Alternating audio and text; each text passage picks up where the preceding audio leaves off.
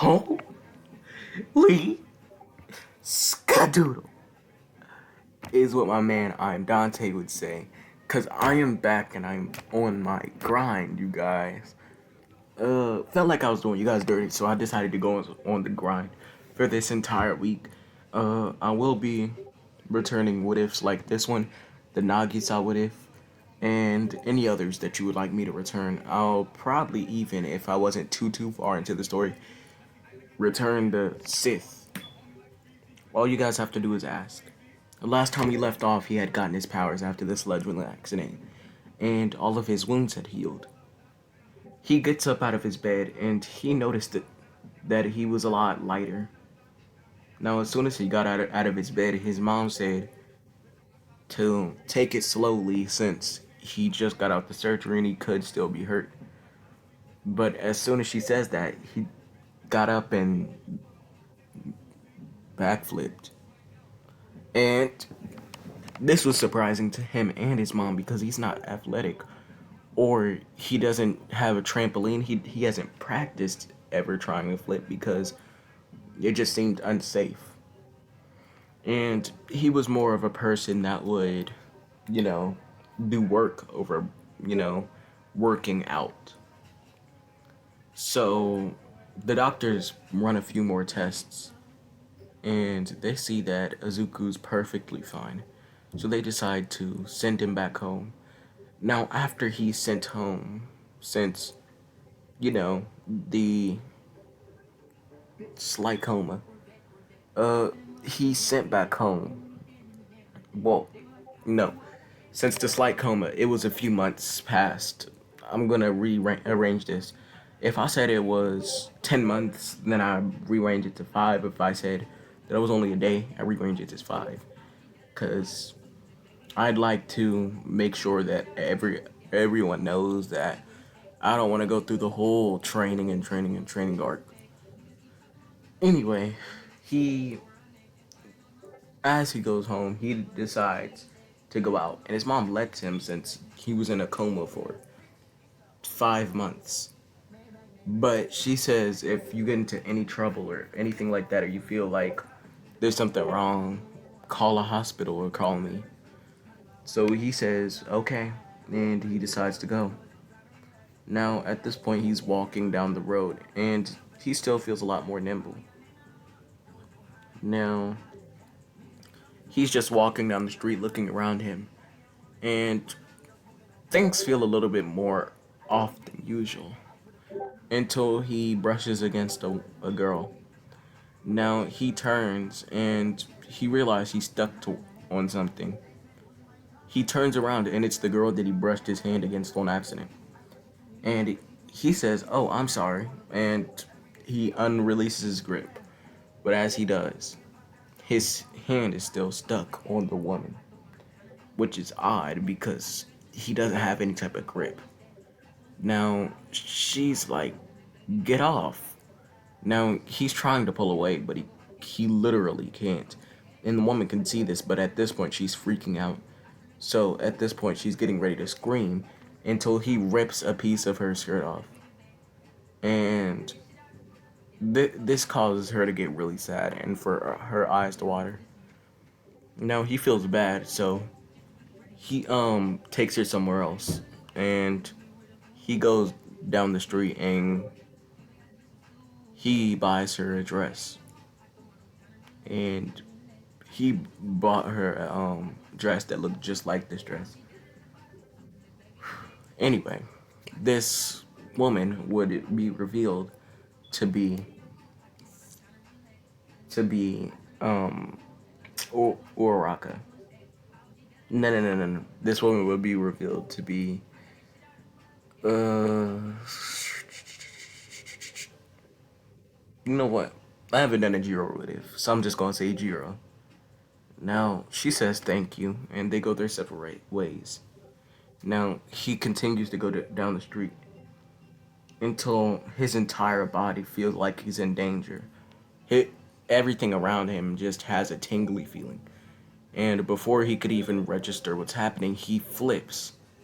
And then he looks at what why and what caused him to flip. No, he turns around and he sees Bakugo with his fist just balled up. And Bakugo, he's just confused on what happened. Now, Bakugo turns back around and then tries to punch at him, but he dodges out of the way. And he grabs his arm and then flips him. Which this is shocking because when he grabbed his arm, he was just trying to grab his arm so that he couldn't hit him with that arm. But when he did, he instantly flipped it. Now, look, Spider Man can lift about 80 to 90 tons. I'm not sure of the exact number, but he was able to hold a train back. And he's just OP. He was able to grab a bus.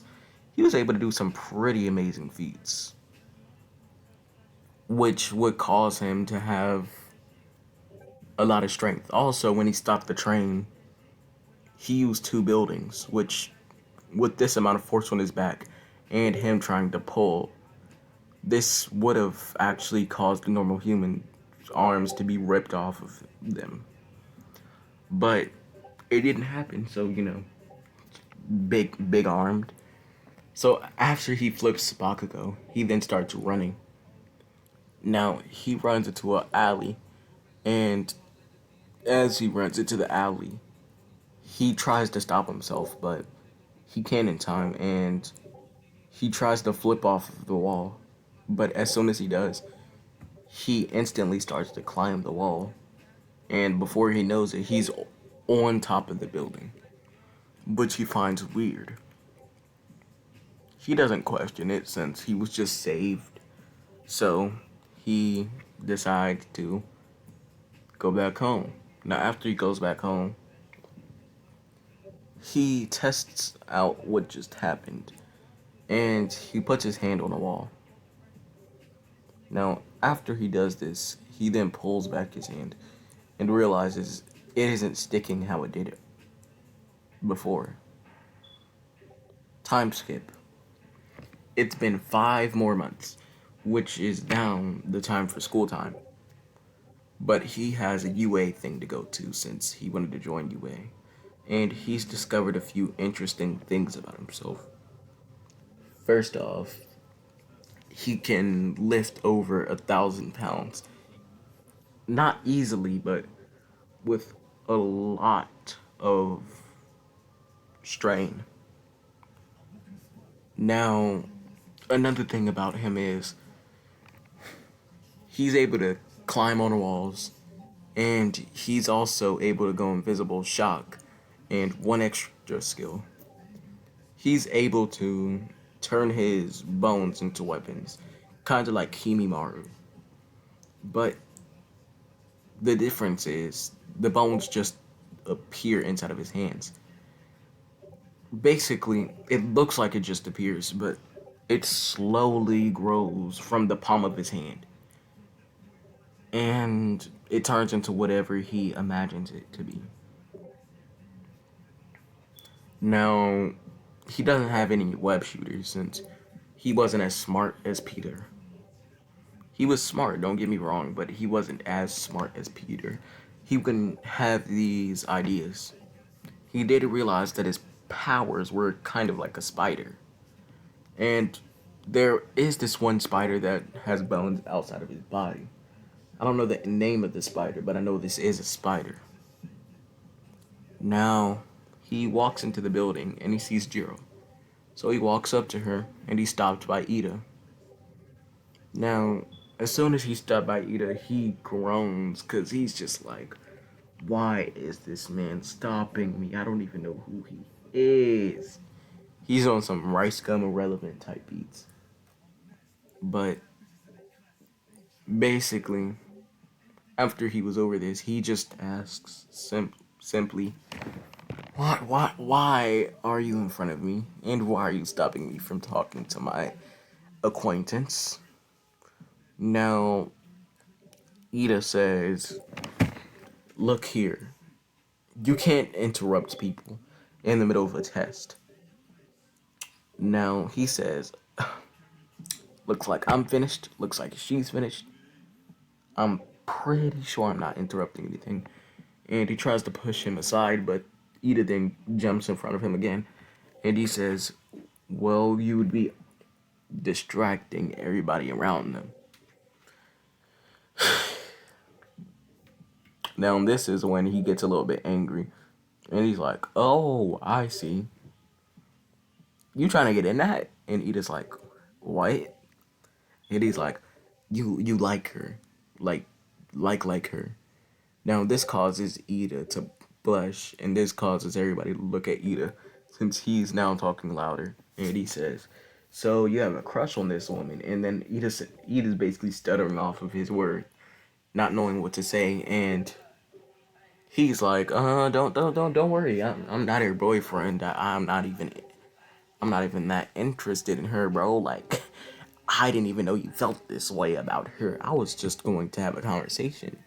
Now, at this point, Ida's just choking off his own words. He's not stuttering. At this point, he's literally coughing. Now, he says, horny ass, caught on 4K. Why don't you go and touch some grass, my nigga? And Ida's over there just blushing, and everybody's starting to laugh at Ida, and Izuku then turns and pats Ida on the back and then says, have fun. Have a nice day. And, you know, he just passes Ida. Now, he then begins to have a conversation with Jiro until Present Mike, yes, I actually learned his name, Present Mike starts talking, explaining everything about the robots. Now, as he's explaining everything about the robots, you know, Uzuku's just sitting there listening, and Jiro's trying to get his attention. Now, he looks over at Jiro, and Jiro's kind of blushing, and she says, thanks for the dress. Now, he says, no problem. And then he turns back around, kind of being a little bit dense. Now, as soon as I don't know what I'm talking about. Anyway, yeah, President Mike's done talking, and they all get ready to line up. Now, you can then hear President Mike saying, well, 3, 2, 1. I don't know why I'm counting. The villains won't tell you when to go. Go! And everyone can see lightning around Izuku. And instantly he's in front of everybody as soon as President Mike says go. Sorry, you guys, this is where I'm gonna have to leave it off. I'm gonna have to leave you on a cliffhanger. If you enjoyed, if you think that I'm doing good with this, then thanks, my guy. I mean, I didn't really try. It's just one of those days where I feel like, I guess you could say, I have those days where I'm really into my what if, and those days where I can't really think of anything. So I made this off of the top of my head. So if you enjoyed it, then please hit the subscribe button and like if you want to. Remember, if you do subscribe, you can always unsubscribe later if you don't like the videos. And I'll see you guys later. Have a good day.